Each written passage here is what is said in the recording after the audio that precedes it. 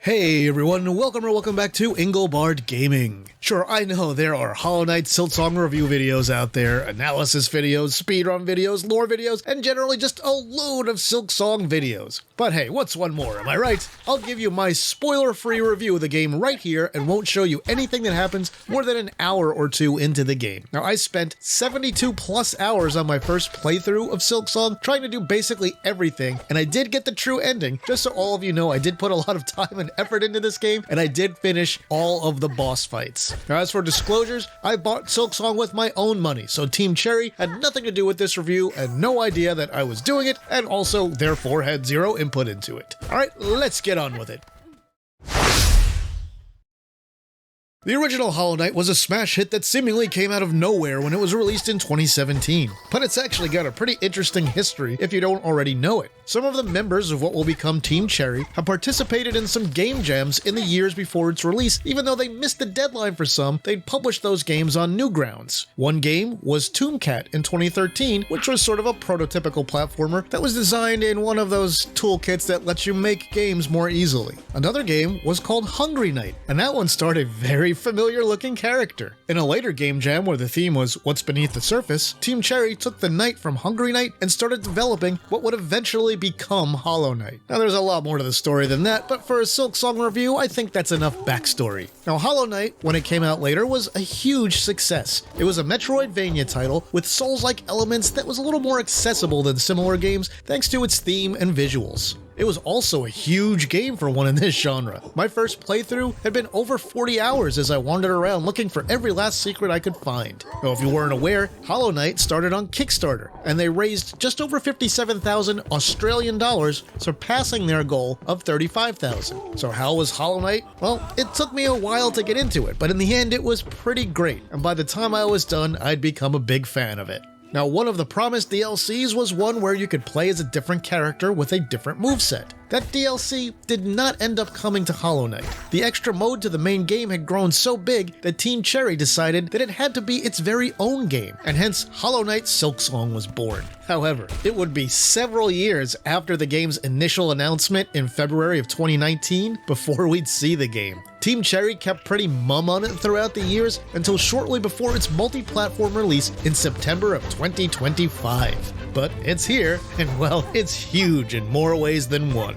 Hollow Knight Silksong has already sold over 6 million copies since its release on September 4th, just a bit over a month ago as I record this. So there's a good chance that if you're interested in the game, you may have already bought it by now. So I might as well end the video here. Thanks for watching, everyone. But I guess if you're still here, you might want to hear my take on it, so I guess I might as well go ahead and give you that. Now, Silksong is available for just about every major current platform. I played the PC version for this review, which I purchased via Steam. And for those who may be on the fence, folks, this game is only $20 brand new, and I'll talk about that a little later here on the review. But keep that price in mind as I continue. Now, to keep this review spoiler-free, I'm not going to go into any of its story elements or even tell you when it takes place in the Hollow Knight timeline, because that in and of itself is kind of a spoiler. I did think about showing you some footage from later on in the game so you could see some of the cool movement tech you end up getting, but I think that would have revealed a little too much. So if anyone wants to see more on Silksong after this video, maybe I'll do a deeper dive later on and go into certain aspects of the game. But for now, I'm going to keep things simple and basic. So as for me, if you're new here, you might think that I sound pretty young and I don't have a lot of experience with some of the things I might bring up in this video. And if you think that, well, you're wrong! I've been gaming since Three's Company and Different Strokes were still on the air with new episodes. If you don't know what those things are, look them up and that'll answer just how ancient I am. Seriously, it's a miracle I haven't collapsed into a heap of dust and dispersed into the atmosphere at this point. Moving right along, Hollow Knight Silksong is an expansive and often punishingly difficult Metroidvania-style game. Its world is humongous, with lots of enormous areas. You play as the character Hornet, who made a few appearances in the original Hollow Knight, primarily as a boss character. She begins with just a few basic moves. She can walk, she can jump, and do a diagonal downward thrust attack. The thrust attack takes some getting used to if you've played Hollow Knight recently, since it's much different than the knight's simpler downward swing while jumping. As per usual with the genre, you'll find things in many areas that are out of reach the first time you encounter them. You'll gain new abilities like wall jumping, dashing, double jumping, and more that will let you revisit these areas later, and you'll finally be able to reach those previously unreachable places.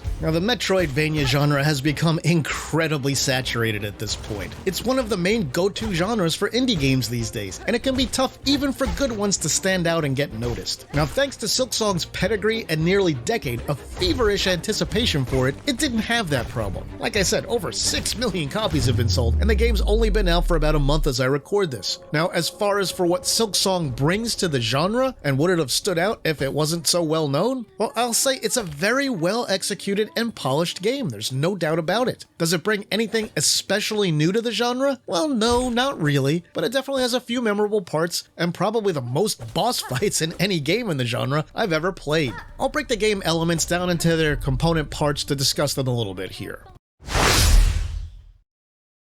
First up, visually, Silksong looks really nice for a fully 2D Metroidvania title. The game looks exactly like what it is, a refinement of the style that Team Cherry created for Hollow Knight. There are loads of scrolling layers, a sort of depth of field blurring effect for faraway layers, and lots of animation for the game's giant cast of both friendly and hostile characters. There's also a good number of visual effects and flair that show up when appropriate throughout the game. Silksong looks great for what it is, and while I won't say it sets any new standards, if you played the first game, this one will look similar, but a little bit better. When it comes to the music, the composer of Hollow Knight, Christopher Larkin, has returned with another very well done, moody, classical style soundtrack. There are a few really standout compositions in Silksong, and the music on the whole is very, very good. However, there aren't any tracks in this one that stayed with me in the same way that some of the music from the original Hollow Knight did. The theme from the City of Tears in the first Hollow Knight has just lived in my head in the many years since I've played that game. That song has been with me in some way for that long.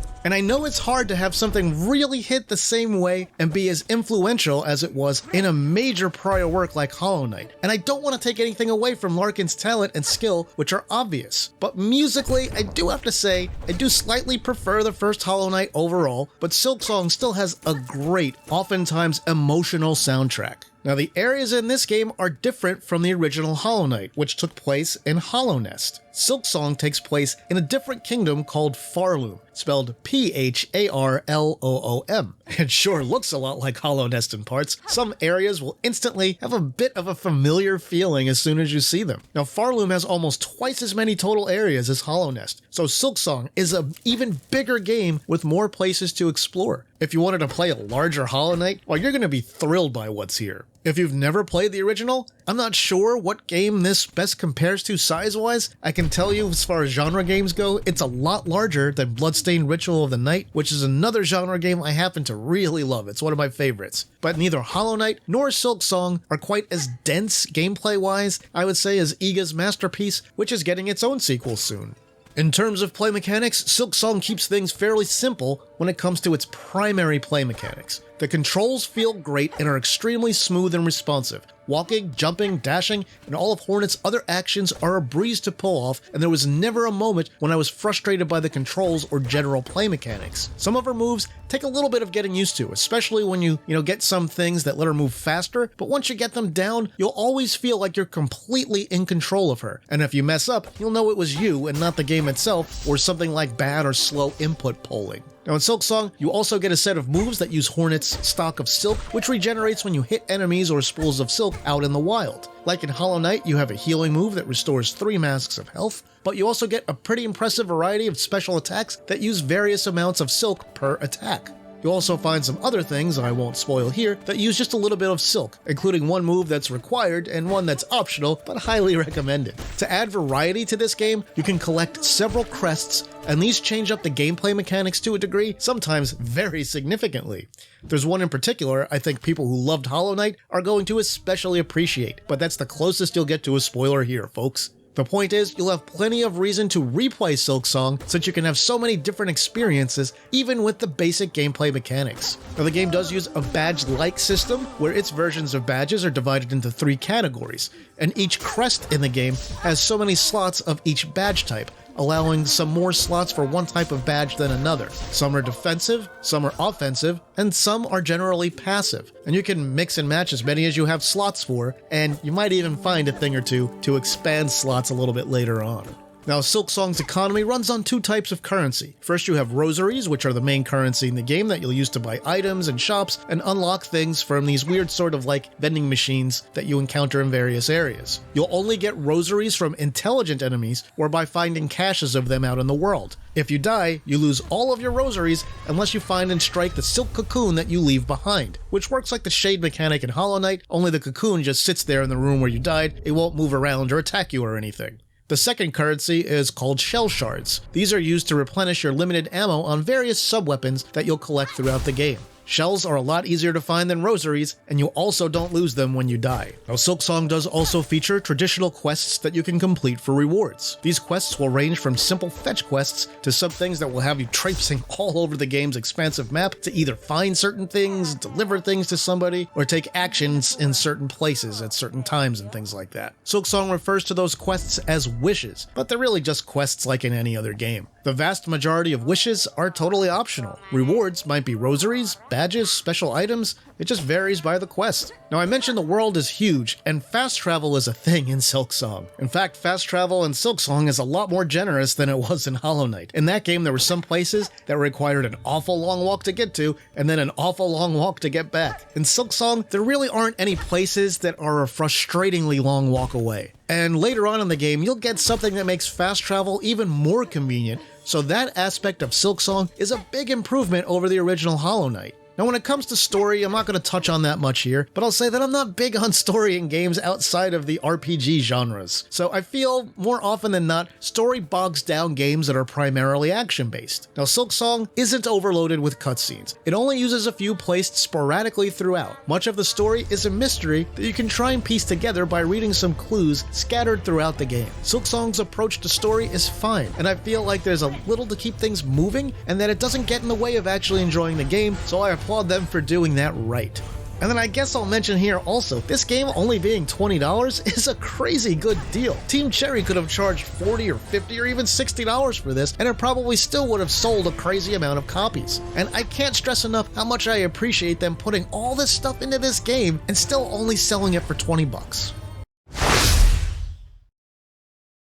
So far, Silksong sounds amazing, right? And for the most part, I can tell you it really is a great game. I very much enjoyed my time with it. Well, most of my time with it. So is there anything this game does wrong? Well, that depends slightly on your point of view, I guess. You've probably heard by now that Silksong is really difficult and harder than Hollow Knight. For the most part, that's true. The early game was nerfed a bit by a patch that came out shortly after the game's initial release. I didn't even die until encountering the 5th or 6th boss. I was lulled into a bit of a false sense of confidence, thinking that maybe the game's difficulty was exaggerated or I had just gotten so good because I've played so many of these games. Now, I knew the patch had modified the early game, but I kept waiting for the platforming or boss fights to get really hard. And a few hours in, well, things did start to get harder. So there are two things that still really annoyed me in Silksong, I have to say. First of all, you have hardly any health in this game, even if you collect all the health power-ups, and most bosses damage 2 of your masks with each hit. That means for quite a while, you can take an entire 3 hits from a boss before you die, and you have almost no invincibility time between hits. And so much of the bosses are based on RNG, that's random number generation, that there are times when you'll be in situations where you literally cannot avoid taking a hit. A boss might just do a quick thrust or lunge attack over and over, spamming it until they get you. And most bosses are very, very quick and nimble in this game. So yeah, that is frustrating. But I expected to die a lot during boss fights. It happened a lot in Hollow Knight, so that brings me to issue number 2, which makes things worse. Issue number 2 is that for a lot of the boss fights, the save points that are closest are not near where the boss encounters actually are. And you might have to do some crazy precision platforming through 3, 4, or 5 areas to reach a boss, where you might then have to do an arena fight, where you go through 4 or 5 batches of enemies and then do the boss fight, which might have 2 or 3 forms. Now that's a level of bullshit beyond what I can excuse. You might spend 5 or 6 minutes getting to the boss and then have a few unskippable cutscenes on top of all this. That is old school design and shows zero respect for a player's time, and I feel like there is just no excuse for that in a game released in 2025. And how hard do the bosses get? I'd say there were about 4 in this game that gave me a significant amount of trouble, and 2 of those 4 made me especially angry because they took me about 5 to 7 hours in real time to finally beat each. Now, I won't say who they are except to say that one was the True Ending's final boss, which I'd only rank as the second worst fight in this game. The worst boss fight is one you have to do before you even reach that part. Now, if you want it spoiled, check out some of the boss tier lists out there. I'll just say that I agree that the 2 that I usually see placed in the S tier are the hardest bosses in the game. I'll also say, according to Steam's achievement data right now, less than 1 in 5 people who play this have managed to beat those 2 particular bosses, but obviously that percentage can change over time. Now, this won't be as big an issue for some people. Some people relish the challenge and love extreme difficulty. Personally, I prefer things to be kept a little bit more reasonable, and I hate redoing stuff over and over, especially when I can tell what the patterns are, but there's just so much randomness and such a small window to react that it's very hard, even when you know what's coming, to prepare for all of the moves that could happen at any moment. For me, the extreme difficulty of a few boss fights really hampered the experience and hurt my overall enjoyment of Silksong. So is there anything else that dampens the fun in the game? Not really. I mean, I didn't find most of the platforming too tough in this one. I actually think the most difficult platforming sections in Silksong were significantly easier than the most difficult platforming sections in Hollow Knight. But again, the lack of save points in some areas makes some of the platforming challenges a little harder than they should have been. Oh, and I should mention, be careful when you encounter save points for the first time. Team Cherry were real bastards with some of these save points, and you might lose a lot of progress over a gag. That's not exactly fun, but if you don't have a bad temper, you might get a chuckle out of it. The only other thing I'll say that's a little annoying is some things get locked away forever after certain story events occur and become permanently missable. So my advice is, if you see a merchant selling a permanent upgrade, you'll probably want to do some farming for rosaries right away to make sure you get enough money for it ASAP. And one of the game's 4 endings is impossible to get on a single playthrough if you do one other particular ending first. So if you want to see them all yourself, you have to do things in a certain order that you absolutely will not just intuitively know, and there is nothing in-game about it. Permanently missable stuff like this is always frustrating in very long games.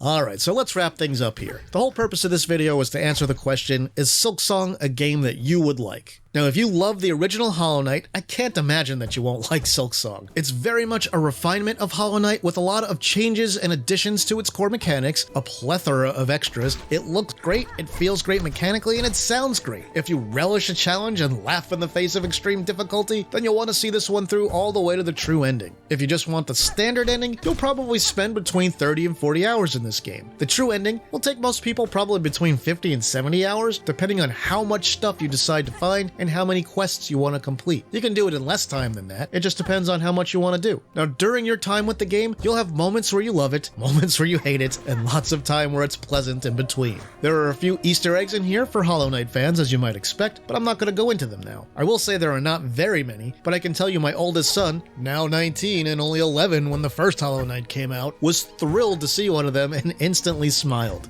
Now, Silksong is a highly polished game, and fans of the genre will definitely enjoy its lengthy experience. Some of them may never make it to the very end because of the extreme difficulty of some of the later boss encounters, but if an old man like me can do it, I think probably most gamers will manage. In the end, I'm going to give Hollow Knight Silksong a 9 out of 10. If this game had a few more strategically placed save points and maybe a few difficulty options, I might have given it a full-on 10 out of 10. Now, if you're playing this game on PC and find it a little too tough, there are a few mods out there that can make things a little more fair. Now, for me personally, I didn't use any mods and I just played the vanilla version of the game all the way through. If I do more playthroughs in the future, however, who knows? Maybe I'll check out some of those mods to make the experience a little less frustrating. Okay, folks, it's your turn. What do you think? Have you played Hollow Knight Silksong yet? Do you love it? Do you hate it? Did you quit because it was too hard? Are you firmly in the get good camp? Tell me all about it in the comments. That'll do it for this video, my retro gaming and current gaming friends. If you enjoyed it, please like and share it online somewhere. If you haven't yet, please subscribe to the channel and hit that notification bell so you won't miss any of my videos. If you want to support the work that I do here, you can now do that on Patreon, Ko-fi, or right here on YouTube through things like Super Thanks or channel memberships. With that, I'll say thanks for watching, and see me later.